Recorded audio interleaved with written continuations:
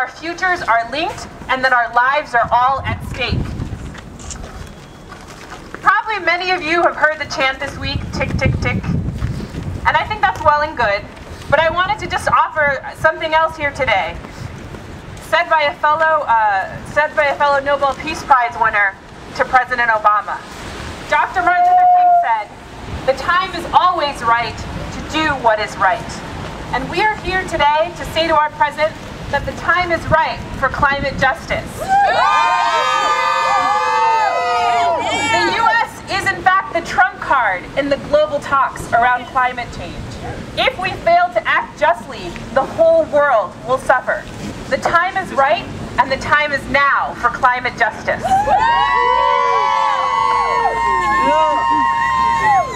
And in fact, President Obama, we've given you a head start because we've defined what climate justice is.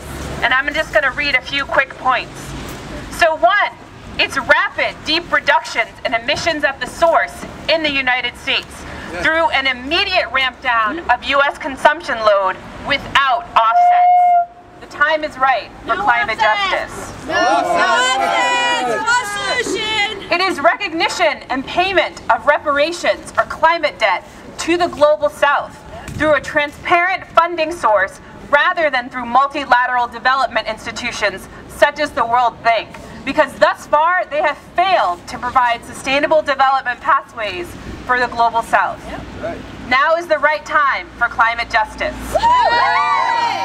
We want President Obama and the U.S. delegation to operationalize all implementation language in the UNFCCC based on rights declarations, convents, and conventions, whether or not they've been ratified by the United States, including the Declaration of the Rights of Indigenous Peoples, the Convention on the Elimination of All Forms of Discrimination Against Women, the International Convent on Civil and Political Rights, the International Convent on Economic, Social, and Cultural Rights, and the Convention on Biodiversity, particularly in the implementation of Language of Red. Now is the right time for climate justice. Acknowledge the traditional knowledge of grassroots communities who are and will be the first to feel the burden of climate change, and take this knowledge, along with the most current science, as the basis for policy decisions. Now is the right time for climate justice. And finally, ensure space for the real engagement and participation of our communities, for whom concepts of sustainability and resilience are not new.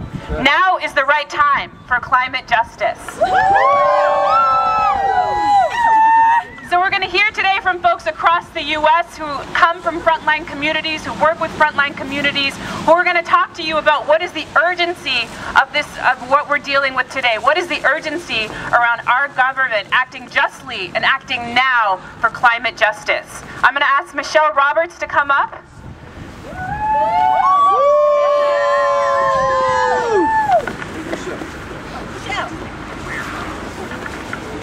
Hello. My name is Michelle Roberts, and I am the Campaign and Policy Coordinator for Advocates for Environmental Human Rights. Our mission is to uphold our human right to live in a healthy environment. We hold companies and the government accountable when this right is violated, and we advocate for public policy that supports this right. With every step, we educate people about their environmental human rights.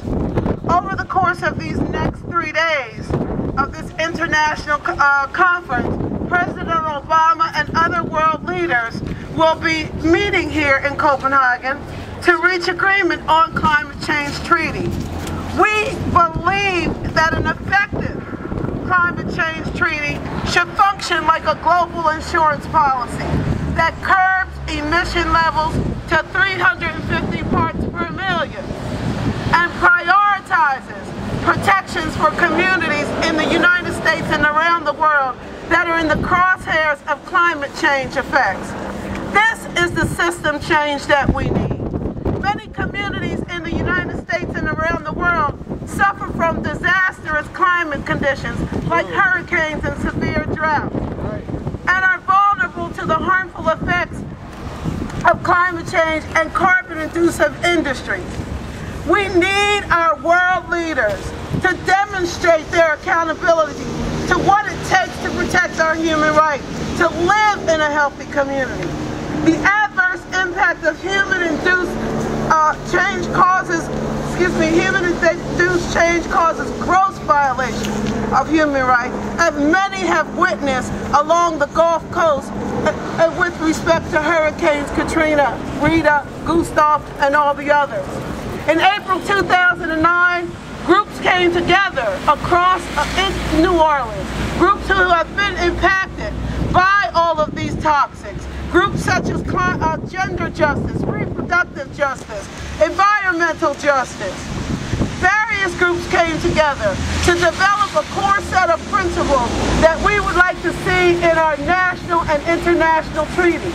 These principles will be displayed over the course of the next 3 days as a message to the world that this is the change that we need. Absolutely. President Obama, we believe that together, yes, we can.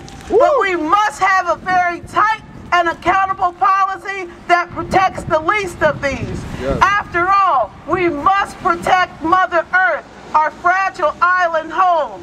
Yes, we can. Together. Woo! Yes, we can curb these emissions. Yes, we can reduce them 350 degrees. Oh, President Obama, we need you to protect communities such as Mossville, Louisiana.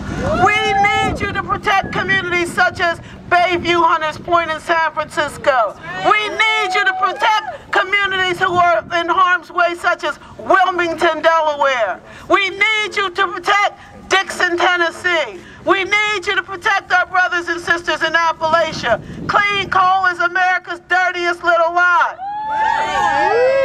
Yeah. President Obama, the onus is on you and all of the other industrialized nations. We need the change that we can believe in. We need it, and we need it now. Thank you.